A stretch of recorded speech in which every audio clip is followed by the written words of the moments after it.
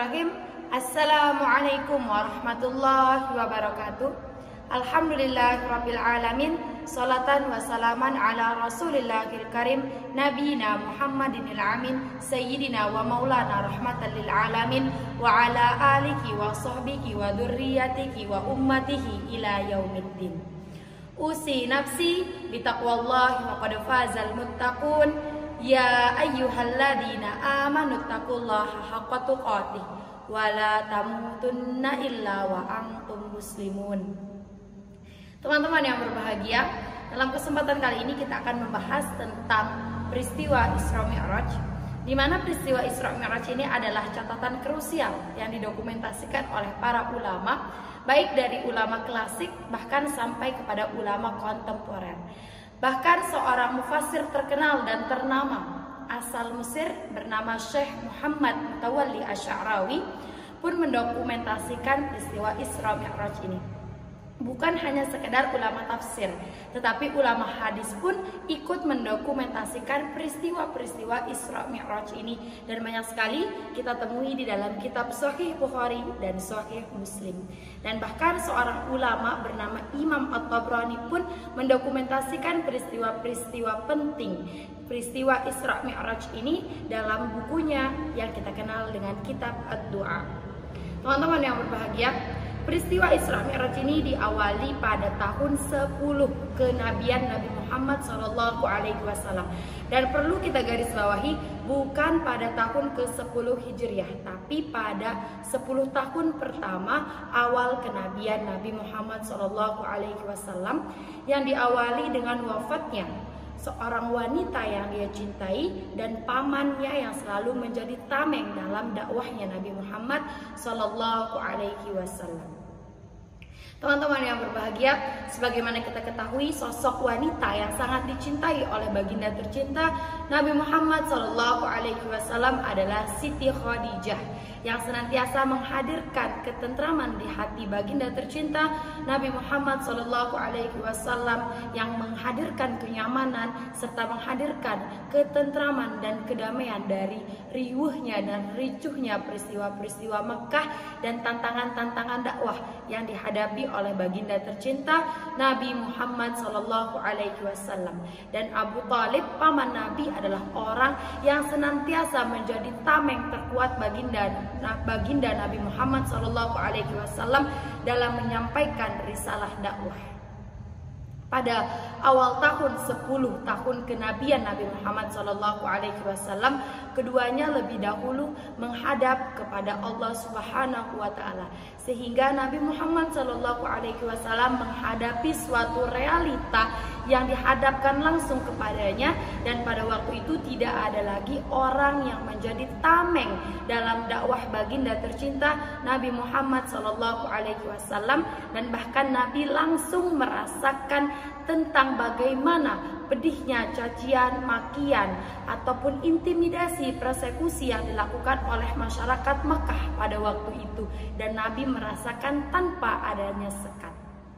Teman-teman yang berbahagia, sebagaimana kita ketahui, peran Siti Khadijah dalam kehidupan baginda tercinta Nabi Muhammad SAW, ia adalah sosok wanita yang senantiasa mententramkan hati Nabi, bahkan ialah orang yang menguatkan Nabi Muhammad SAW ketika malaikat Jibril pertama kali bertemu dengan baginda tercinta Nabi Muhammad SAW, dan puncak wahyu pertama kali diterimanya.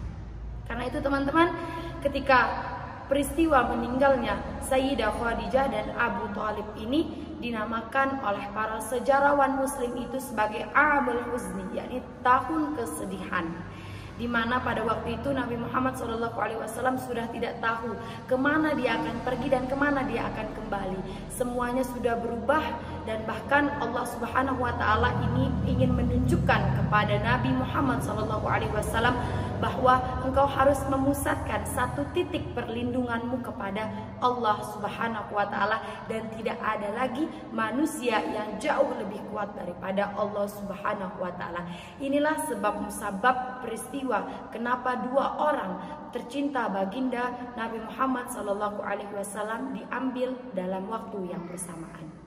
Dan pada waktu itu Nabi Muhammad SAW melihat ada peluang dari suatu kaum terhormat di daerah Thaqif yang dinamakan dengan Bani Thaqif, di mana Nabi Muhammad SAW pergi berdakwah dari Makkah ke Taif itu sekitar 100 km dengan cara berjalan kaki, dengan memiliki harapan bahwa di sana dakwahnya bisa diterima dengan baik, Nabi bisa dihormati, dakwah Nabi bisa diamalkan dan bisa diterima dengan lapang dada. Namun apa yang terjadi, subhanallah dan masya Allahnya, atas izin Allah ternyata asa itu tidak sama sekali diharapkan oleh baginda tercinta Nabi Muhammad SAW. Mungkin di Makkah pada waktu itu Nabi hanya mendapatkan cacian, Nabi hanya mendapatkan makian. Tapi apa yang terjadi di daerah Taif, Nabi bahkan mendapatkan intimidasi dan lemparan-lemparan batu yang tidak hanya menyakiti batinnya Nabi, tapi juga menyakiti fisiknya Nabi. Bahkan Nabi sampai terluka. Dan pada waktu itu Nabi mengajak anak angkatnya yang bernama Zaid bin Harithah yang menjadi tameng di dalam dakwahnya Nabi di kota Taif itu, bahkan sampai terluka pada lemparan batu di bagian belakang kepalanya. Dan pada akhirnya Nabi memutuskan untuk beristirahat sejenak di sebuah kebun kurma yang sangat luas milik 2 orang anak putra dari seorang bernama Rabi'ah. Dan pada waktu itulah Allah Subhanahu wa Ta'ala mengutus malaikat Jibril untuk berbicara kepada malaikat penjaga Bukit Taif. Coba sampaikan kepada Muhammad SAW apapun yang dia inginkan, maka kami akan taati. Dan kemudian malaikat penjaga Bukit Taif ini langsung mendatangi baginda tercinta Nabi Muhammad SAW dan berkata kepada Nabi, "Wahai Sayyidina Muhammadin al-Anbiya wal Mursalin, apa yang kamu inginkan pasti akan aku turuti. Sekalipun kamu menginginkan aku mengangkat Bukit Taif ini dan aku jatuhkan kepada orang-orang yang telah menyakitimu, akan aku lakukan." Tapi apa yang dijawab oleh Nabi? Kata Nabi, "La fa innakum qaumun la ya'lamun." Jangan lakukan itu.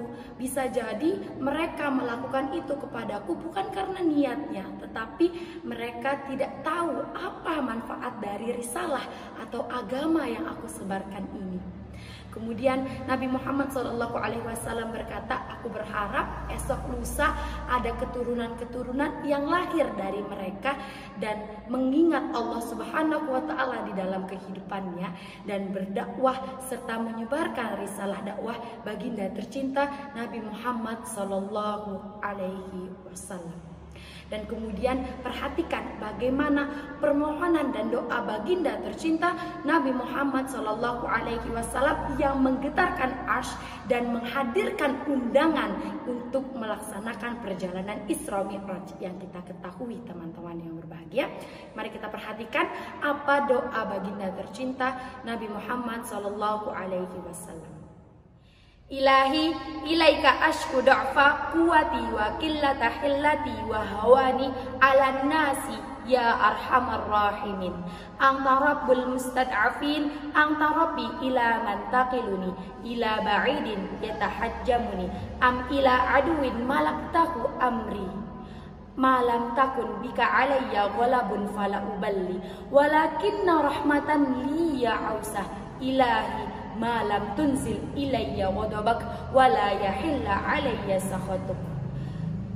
Ilaikal udbah hatta tangdah la hawla wala quwata illa bik."